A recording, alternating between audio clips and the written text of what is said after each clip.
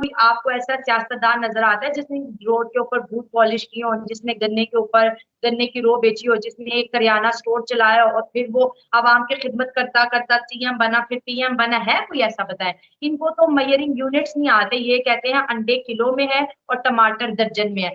बात की यार, पुश्तियों के 6-6 घर हैं, इतनी एकड़ में है कि आपकी गाड़ी के जो है ना मतलब आप चलते जाओ, आप कहोगे कि यार ये औरंगजेब की औलादों में से एक है, इनके इतने इतने बड़े किले हैं। आप चले जाए रायगढ़ चले जाओ, फिर आप जो है मॉडल टाउन चले जाओ, आप डिफेंस चले जाओ, आप कराची वाली साइड पे चले जाओ, सिंध वाली साइड पे, पूरा पाकिस्तान तो इनका है। ये क्या गरीब का दर्द समझेंगे? ये तो पार्लियामेंट के अंदर कहते हैं कि गरीब पैदा ही क्यों होता है। पहली बात ये है, ग्रीस एक ऐसा कंट्री है जिसके पास F-16 है और इंडिया ने अनाउंस किया कि हम जॉइंट मिलिट्री एक्सरसाइजेस आपके साथ करेंगे। तो हमारा सुखोई जाएगा वहां पर और उनके साथ F-16 के जो डॉग फाइट्स होती हैं, प्रैक्टिस होती हैं, वो हिंदुस्तान करेगा। अफ्रीका से अभी prime minister Narendra Modi India पहुंचे नहीं कि ग्रीस ने उनको इनविटेशन दे दिया और कहा कि इस कामयाबी पर हम भी आपको मुबारकबाद देने के साथ साथ आपको इनविटेशन देते हैं। दूसरी तरफ ग्रीस की बात करें तो ग्रीस के अंदर पाकिस्तान के लिए ट्रेंड चल रहा है गेट आउट पाकिस्तानी। ना सिर्फ ग्रीस के अंदर, बहुत से ममालिक के अंदर चल रहा है। तो इस पर हम पाकिस्तानी आवाम से पूछेंगे क्या डिफरेंस है दोनों कंट्रीज के अंदर। वहाँ के प्राइम मिनिस्टर, वहाँ के इंडियंस को डिनर इन्वाइट किया जाता है और यहाँ के पाकिस्तानियों को, यहाँ के प्राइम मिनिस्टर्स को जाओ जाओ का ट्रेंड चलाया जाता है, भिखारी का टाइटल दिया जाता है। तो जय हिंद दोस्तों, पाकिस्तान ब्रेकिंग न्यूज चैनल में आप सभी का हार्दिक स्वागत। ग्रीस समिट को खत्म कर prime minister Narendra Modi Greece पहुंचे, जहां पर ग्रीस में पहुंचने वाले प्राइम मिनिस्टर नरेंद्र मोदी 40 साल में पहले प्रधानमंत्री है जो कि ग्रीस के दौरे पर आए हैं। वहीं पर भारत और ग्रीस मिलकर डिफेंस सेक्टर में काम करेंगे और जॉइंटली डिफेंस इक्विपमेंट भी बनाएंगे। जहां पर सबसे पहली बात तो ये हो गई कि प्राइम मिनिस्टर नरेंद्र मोदी को एक और देश ने अपना हाईएस्ट सिविलियन अवार्ड दे दिया, जहां पर ग्रीस ने अपना highest civilian award grand cross of the order of honour prime minister Narendra Modi को देकर सम्मानित किया। इस दुनिया का 14वां ऐसा देश है जिसने प्राइम मिनिस्टर नरेंद्र मोदी को अपना हाईएस्ट सिविलियन अवार्ड देकर नवाजा हो, जहां पर प्राइम मिनिस्टर मोदी ने भी ग्रीस के साथ अपने संबंध आने वाले दिनों में मजबूत करने के ऊपर ध्यान दिया, जहां पर उन्होंने ये भी कहा कि भारत और ग्रीस के बीच में $2 बिलियन का ही ट्रेड है और हम उसको $10 बिलियन के पार लेकर जाना चाहते हैं। जहां पर भारत ग्रीस को मेनली केमिकल, फिश, आयरन और स्टील सप्लाई करता है।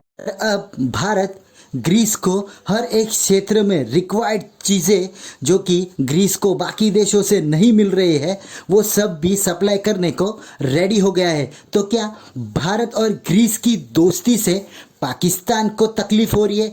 क्योंकि ग्रीस ने पहले ही पाकिस्तानी लोगों को अपने देश से निकालना शुरू कर दिया है और अब उसकी भारत से दोस्ती पाकिस्तान को हजम नहीं हो रही है और इसलिए वो अनाप शनाप प्रोपोगेंडा इन दोनों देशों के खिलाफ चलाते रहता है। तो क्या ऐसे कर भारत और ग्रीस के बीच में पाकिस्तान कुछ अड़चने ला पाएगा?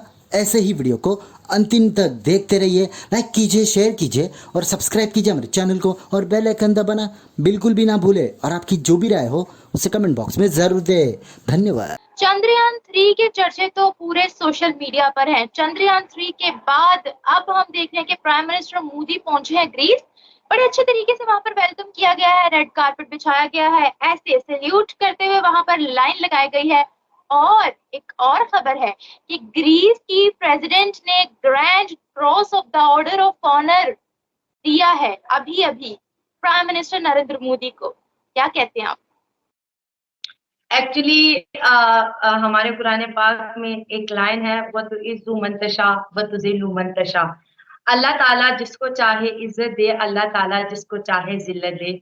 तो ये जो इज्जत का जो एक मकाम है प्राइम मिनिस्टर नरेंद्र मोदी जी को मिला है, ये पहला नहीं वाकया। वो किसी भी कंट्री में विजिट पे जाते हैं, ऑफिशियल विजिट होता है, बहुत शॉर्ट टर्म होता है, लेकिन उस शॉर्ट टर्म के विजिट के जो इम्पैक्ट होते हैं वो कई सालों तक जो है रहते हैं।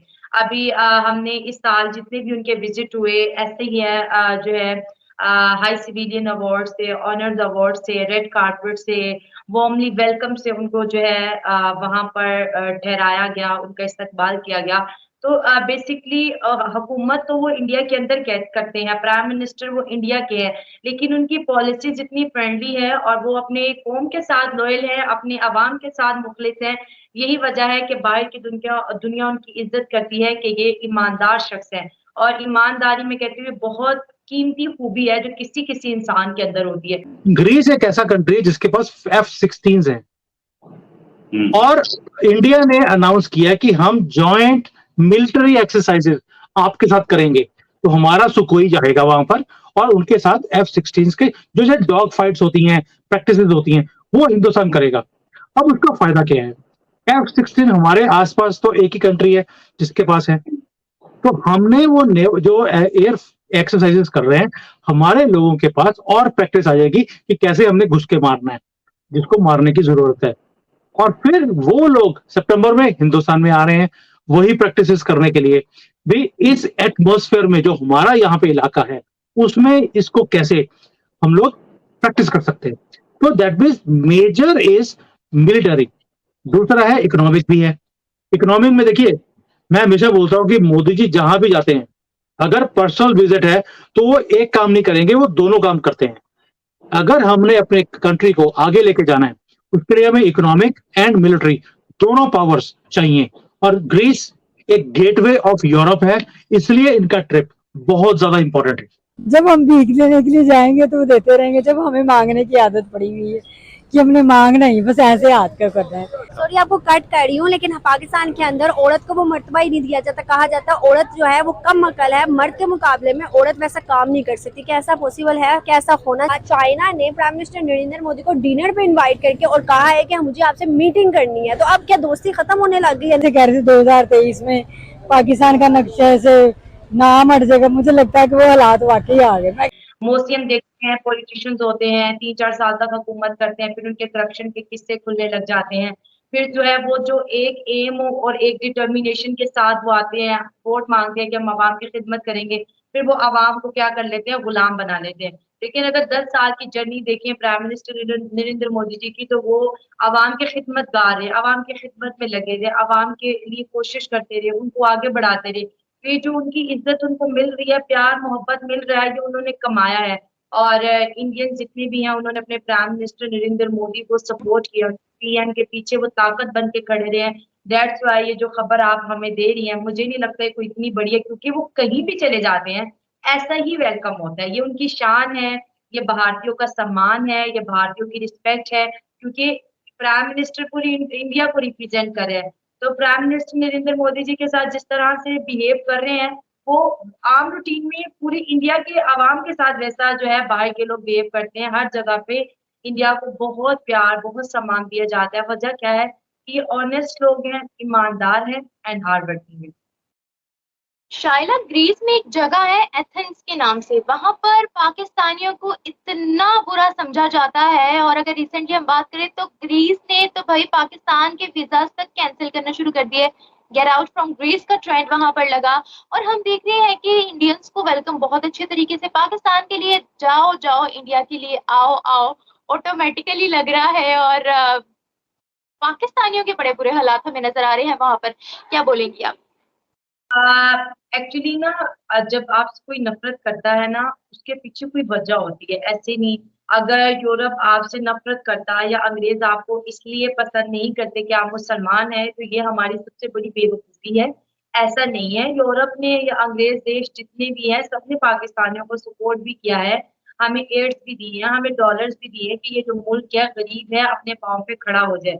लेकिन उन पैसों को बजाय आवाम पे लगाने के हमने उससे हथियार खरीदे, हमने उससे जो है आतंकवाद तैयार किया, हमने उससे हेट स्पीच दी और अपनी औकात से बाहर निकल गई। तो फिर क्या हुआ, अभी आपने देखा जब फ्लड आया हमारे मुल्क में, जब हमें बाकी पैसे की नीड थी, तो किसी ने हमारी मदद नहीं की। आज भी वो लोग, 1-2 दिन पहले की मैं रिपोर्ट पढ़ी थी, आज भी वो लोग झोंपड़ियों में रहने पे मजबूर है, क्योंकि उनकी इनकम भी नहीं है। सैलाब में उनके गांव के गांव जो है बह के चले गए।